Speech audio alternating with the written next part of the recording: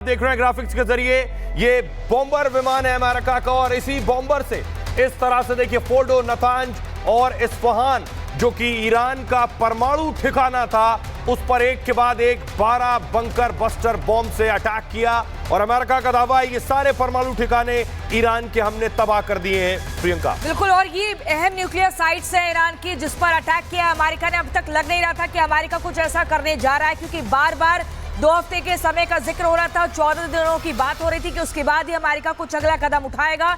लेकिन लगातार खुलकर अमेरिका इजराइल का सपोर्ट कर रहा था और सपोर्ट में देखिए ये कदम उठाया जिसके लिए बार बार बेंजामिन नेतन्याहू ने शुक्रिया अदा किया है अमेरिका का, डोनाल्ड ट्रंप का। इन ग्राफिक्स के जरिए तस्वीरें आप देख रहे हैं, फोर्डो, नतांज और इस्फहान ये वो न्यूक्लियर साइट्स हैं जो कि बहुत इंपॉर्टेंट है ईरान के लिए। लेकिन ईरानी स्टेट मीडिया का ये दावा है कि ऐसा कोई हमला नहीं हुआ, ज्यादा नुकसान नहीं हुआ। 37 घंटे की नॉन स्टॉप उड़ान के बाद विमानों का हमला, मिसौरी एयरबेस से B-2 बॉम्बर विमानों ने उड़ान भरी है। हवा में ही B-2 विमानों की रिफ्यूलिंग की गई है। तो ये बड़ी जानकारी, बड़ी खबर दर्शकों को बता दें, B-2 बॉम्बर की तस्वीर भी आप देख रहे हैं। बताया जा रहा है 37 घंटे तक लगातार नॉन स्टॉप उड़ान भरी है मिसौरी एयरबेस से और ये विमान सिर्फ और सिर्फ अमेरिका के पास है। दर्शकों को बता दें इसको आज तक अमेरिका ने इजराइल के साथ साझा नहीं किया। जिस बम से हमला किया है वो बम भी सिर्फ अमेरिका के पास था। एक और बड़ी खबर आपको बता दें, अमेरिका इजराइल ने आपसी सहयोग से हमला किया है। इजराइल को अमेरिकी हमले की पूरी जानकारी थी। इजराइल ने अमेरिका विमानों को हमले में सहयोग दिया है, यानी इजराइल ने भी वो इनपुट, वो जानकारी अमेरिका के साथ साझा की कि कहां कहां कौन सी जगह न्यूक्लियर साइट थे।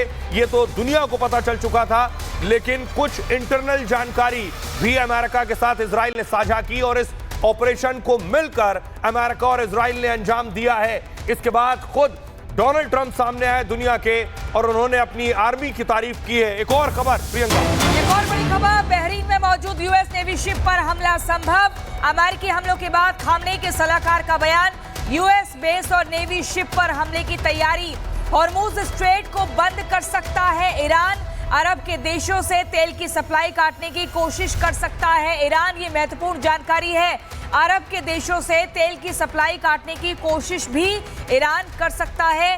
बहरीन में मौजूद यूएस नेवी शिप पर हमला भी संभव बताया जा रहा है। दर्शकों को बता दें कि एक और खबर आ रही है, लेबनान में हिजबुल्लाह के ठिकानों पर इजराइल डिफेंस फोर्स की बमबारी।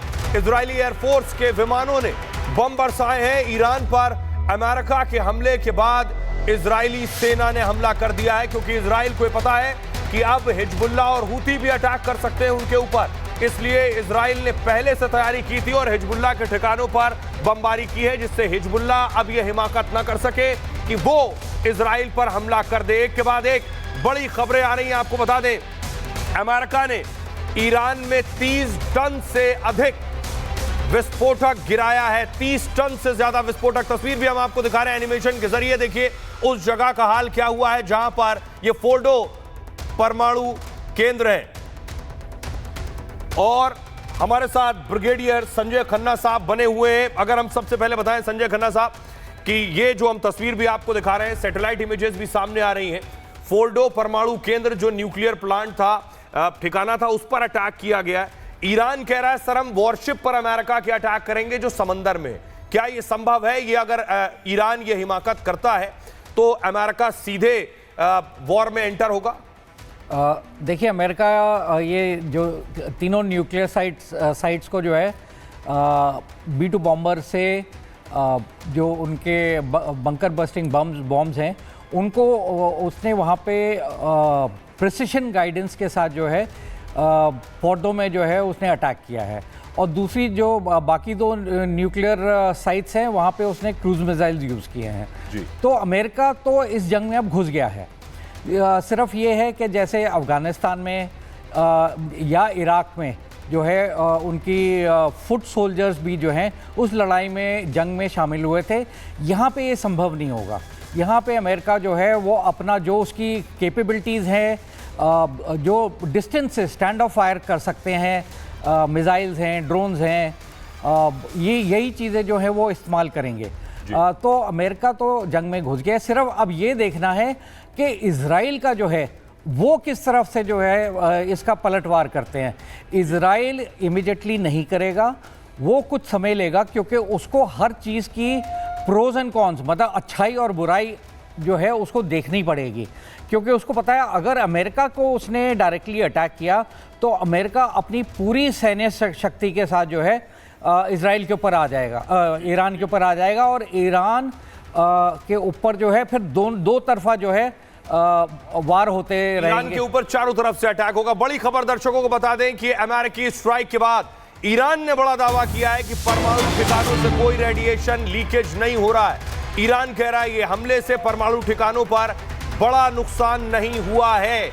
ईरान की तरफ से आया है कि कोई रेडिएशन नहीं हो रहा है, कोई लीकेज नहीं हो रहा है। अगर आप देखिए कि ईरान कई तरह की बातें कर रहा है। ईरान एक तरफ तो कह रहा है कि हमने पहले से वहां जो यूरेनियम था वो हटा दिया है, दूसरी तरफ ईरान कह रहा है वहां से लीकेज नहीं हो रहा है। अगर वहां यूरेनियम था तो फिर लीकेज की बात नहीं होनी चाहिए, और अगर यूरेनियम हटा चुका है तो और खुद ही कह रहा है वहां से लीकेज नहीं हो रहा है। कर्नल शैलेंद्र हमारे साथ, आप ब्रिगेडियर साहब कुछ बोलना चाह रहे हैं इस पर? जी हाँ, अभी तक इसकी पुष्टि ये तो सिर्फ ईरान ने कहा है, पर IAEA जो है जब वो वहां पे, मैं कह रहा हूं ईरान दो तरह की बातें कैसे कर सकता है। एक तरफ तो कह रहा है हमने वहां से यूरेनियम हटा दिए, दूसरी तरफ कह रहा है वहां से लीकेज नहीं हो रहा है। हम इस स्टेटमेंट को जो है फेस वैल्यू पे नहीं ले सकते हैं जी, क्योंकि एग्जैक्टली क्या वहां पे हुआ है और क्या वहां अंदर रखा गया था वो सिर्फ ईरान को ही पता है।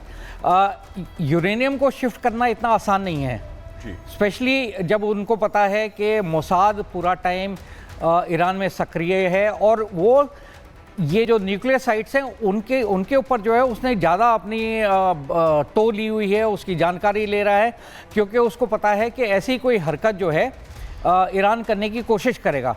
तो इसलिए मोसाद के जितने भी इंटेलिजेंस के वहाँ पे लोग लगे हुए हैं वो पूरा इस चीज़ के ऊपर नज़र रख रहे हैं। जी जी।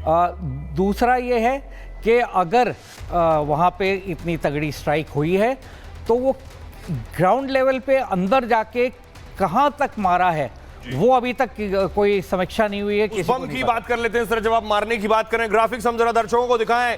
वो बम आपके सामने रखने जा रहे हैं जिस बम के जरिए अटैक हुआ, ये आपके सामने आ गया है। कुछ ऐसा ही ग्राफिक्स के जरिए हम आपको दिखा रहे हैं। 300 फीट नीचे दरअसल परमाणु थे, ईरान के न्यूक्लियर बंकर के अंदर 300 फीट नीचे थे, और सिर्फ अमेरिका इकलौता ऐसा देश था जिसके पास वो बम था जो अंदर तक घुसकर अटैक कर सकता है। लेकिन वो बम भी बताया जाता है लगभग 200 फीट नीचे जा सकता था।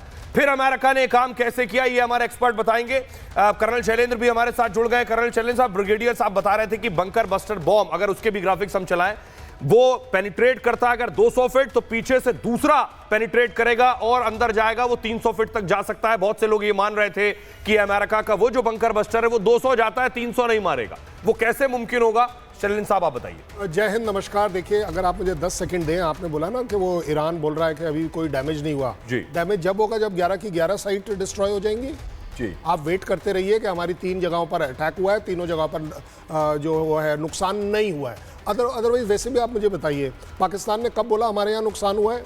वो तो उनकी मीडिया ने बोल दिया, उनके यूट्यूबर्स ने बोल दिया, उनकी पब्लिक ने बोल दिया। अभी आप देखेंगे कि ईरान एक उस सिचुएशन पर आ गया है कि खमैनी अपने देश को सेक्रीफाइस करेंगे या नहीं करेंगे, या अपने आप को सेक्रीफाइस करेंगे कि भैया आप अपनी सत्ता छोड़िए। अगर आप एक्चुअली ईरान के हितैषी हैं तो आपको ये ज़रूर करना चाहिए। ये जो अब आप दिखा रहे हैं, मैं इस पर आ जाता हूँ। ये देखिए, मिडिल ईस्ट में सबसे बड़ी जो प्रॉब्लम ईरान के लिए है, 1 नहीं 2 नहीं 28 बेसेस हैं यूएस के पास। कहाँ तक ईरान अपने आप को बचाएगा?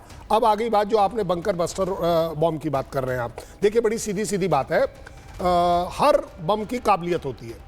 एक काबिलियत अगर बाई चांस हम मान रहे हैं इस समय कि 300 है, हो सकता है 200-250 के बाद उन्होंने कॉन्क्रीटाइज भी कर रखा हो, क्योंकि ऐसी जो इंस्टॉलेशंस बनती हैं वो अंदर नीचे कॉन्क्रीटाइज भी करते हैं। दैट इज़ वाई ये जो GBU बम है ये पूरी दुनिया में सिर्फ और सिर्फ यूएस के पास है। अदरवाइज एक्चुअली बाकी सारा काम तो इजराइल कर ही रहा है। ज़्यादा अगर आप इसको देखें, ये जो सिस्टम होता है वो यही होता है जैसे सर ने समझाया था कि 1 बम 2 बम 3 बम और उसमें 12 मारे सर। मैं बता रहा हूँ। सो मैं एक पर्टिकुलर साइट की बात कर रहा हूँ, एक पिन पॉइंटेड जगह की बात कर रहा हूँ। ये कोई इम्पॉसिबल टास्क नहीं है।